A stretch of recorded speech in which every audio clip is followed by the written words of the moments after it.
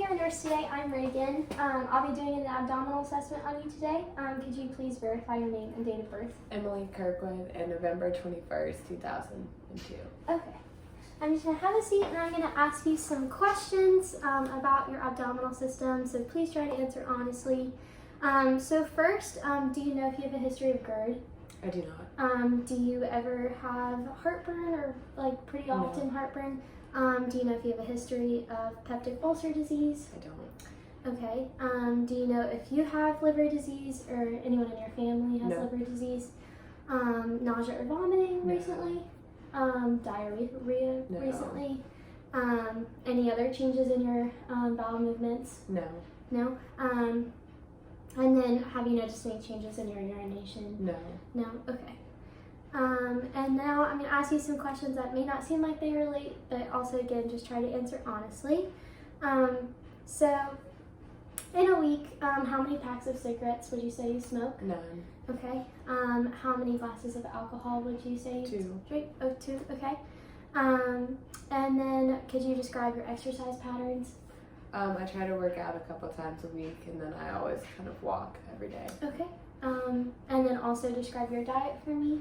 I eat like around 2 meals a day, snack a little, like fruits, vegetables, protein. Pretty normal diet. Yes. Okay. Do you know if you've ever had a blood transfusion? I haven't. Okay. I see your ears pierced, but do you have any other piercings? I do not. Do you have any tattoos? No. No? Do you use any IV drugs? No. Okay. Also along with medications, do you use any antacids? I don't. Like Pepcid or Tums? No. No. Do you use any laxatives or stool softeners? No. All right. And have you ever taken or are taking antibiotics for H. pylori? No. No? Okay. All right, well that concludes my questions. I'm just going to go ahead and get started with my exam now. So if you could go ahead and lay down for me. And then I'm also going to ask you, once you get comfortable, to go ahead and lift your shirt. Okay, awesome. And so the first thing I'm going to do is start with inspection. So I'm just going to inspect the shape of her abdomen. It is flat, not protuberant or scaphoid, so that's a normal exam finding. I'm also going to look for symmetry. Both sides of her abdomen are equal. I don't see any liver enlargement or spleen enlargement or any masses or anything like that. So that's good. She's not using her abdominal muscles to help her breathe. So there's normal musculature. There's also normal color. She's not jaundiced, which would be yellow on her skin. There's no purple anywhere. So I don't have to worry right now about any internal bleeding. And there's also no redness anywhere, which would clue me to believe that she's got an infection. So all of her color is normal.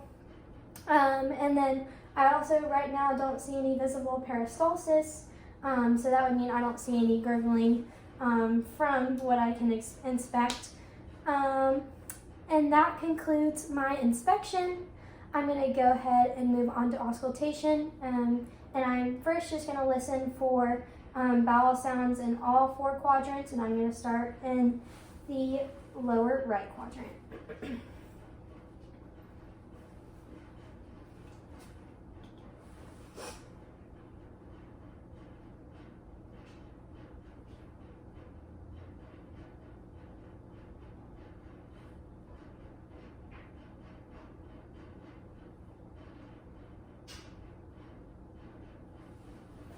All right, and there were bowel sounds in all 4 quadrants, so I would mark that as normal.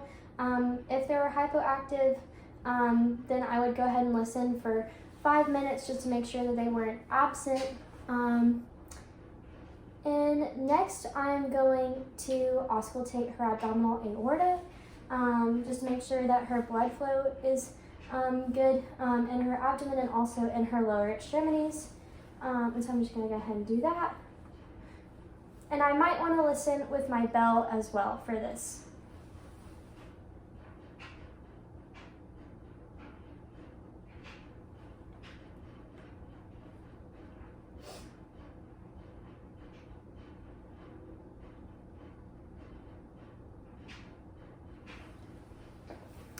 And with that, you might hear a little bit pulsation, but it might be hard to hear just depending on the age or gender of the patient.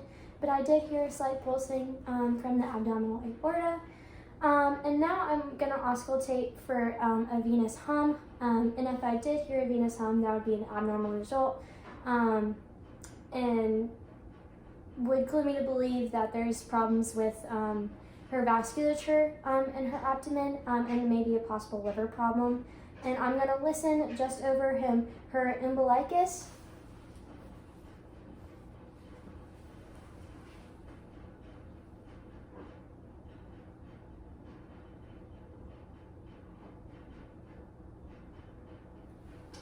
Okay, and I did not hear a venous hum, so that's good. So that is it for auscultation, and just remember that with the abdominal system, you always want to auscultate before you percuss or palpate. And so I'm just going to move on to percussion now that I'm done with auscultation, and I'm going to start in the lower right quadrant, and I should hear tympani in her quadrants, but when I move on to her liver and possibly her spleen, I should hear dullness because I'm over an organ.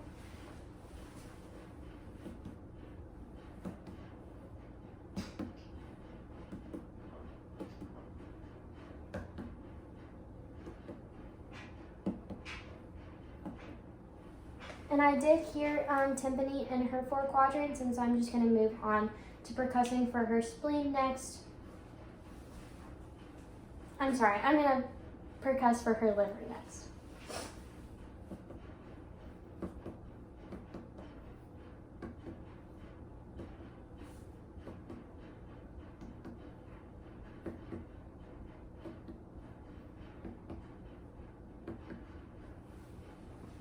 And it seems like Emily's liver is 7 centimeters, which is a normal result.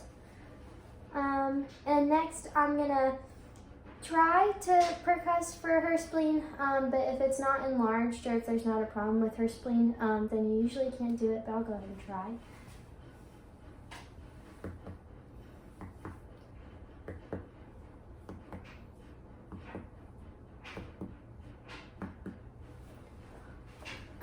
So yeah, if there is no problem with her spleen, then you usually can't hear a change, and so it just sounded tympanic to me.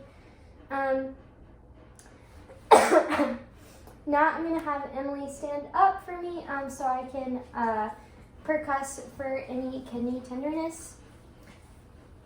And I will use blunt percussion at her costovertebral angle. So I'm just going to find that before I go. And then, Emily, if you could tell me if there's any tenderness when I press. No. No? No. No? Okay. You can have a seat again. If there was tenderness, then I would be worried about a potential kidney problem or a UTI or something like that. And that is it for percussion. And so you can lay back down so that I can do palpation. And I'm going to start with light palpation of the abdomen. And if you could tell me if there's any tenderness when I press anywhere. Any tenderness? No. No? Tenderness? No. Tenderness? No. Any tenderness No. there? Okay. Now that there wasn't any tenderness, with light palpation, I'm going to move on to deep palpation. And this might be a little bit uncomfortable, but just let me know if it hurts really, really bad. No. No? No. No. No. So there's no tenderness, and I also didn't feel for any masses in her abdomen. So that's good. And then the last couple of things I'm going to do are just some special tests. And so if I was worried about potential liver cirrhosis or a liver problem, then I would do the shifting dullness test to see where the fluid in her abdomen is lying and how much fluid is in her abdomen. And so I'm going to try to do it, but since Emily does not have any liver problems, it might be difficult to indicate if there's any fluid in her stomach. But I'm just going to go ahead and percuss again like I would during the percussion section of my assessment.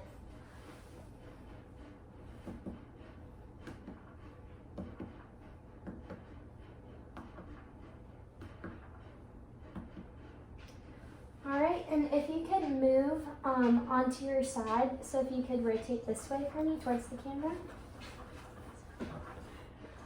All right, and I'm just gonna press again.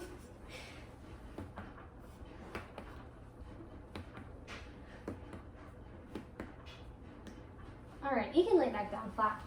Like I said, it's kind of hard to tell with that test if there is any fluid in her stomach with a normal person like Emily, because you can't indicate or percuss for any fluid when there is none.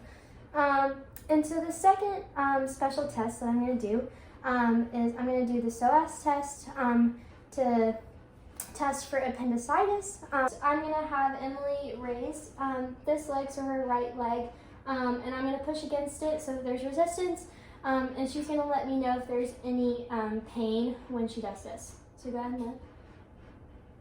All right, you can let it down. Was there any pain in this area? No. No? Okay, so if there was pain, then I would be worried about appendicitis. And I can also do the obturator test to confirm or give some more details as to if there is appendicitis or not. I'm also going to do the Murphy's test. And so Emily, you're just going to breathe normally, and I'm going to palpate for your liver again, and I'm going to press, and you're going to take a deep breath and let me know if there's any pain when you exhale.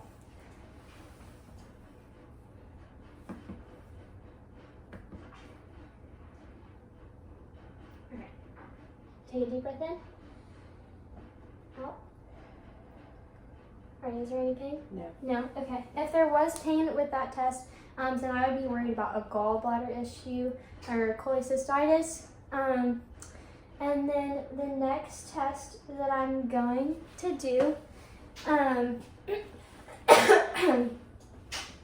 is I am going to do rebound tenderness. That's what I'm going to do, is I'm going to do rebound tenderness. And so this would also be an appendicitis test that I would do with the psoas or the obturator test to see if there's appendicitis. But I would not press on the right lower quadrant just in case she did have appendicitis. I wouldn't want it to burst. And so I'm going to do it probably in her left lower quadrant. And she shouldn't feel any pain when I first palpate deeply, but when I release my hands, if there was appendicitis, then she would feel that pain when I quickly release my hands. And so I'm going to deeply palpate on your left lower quadrant, and when I release, tell me if there's any pain. Okay. No. No? Okay. So that again is for appendicitis. And then the last thing that I would do is I would measure her abdominal girth, especially if she's coming out of surgery. And this would help me know and help let the doctors know if there's any bleeding or excess fluid in her stomach or in her abdomen after surgery. But that would be the last test that I would do for the abdominal system. Do you have any questions for me? I think I'm good. Awesome. Thank you very much. Thank you.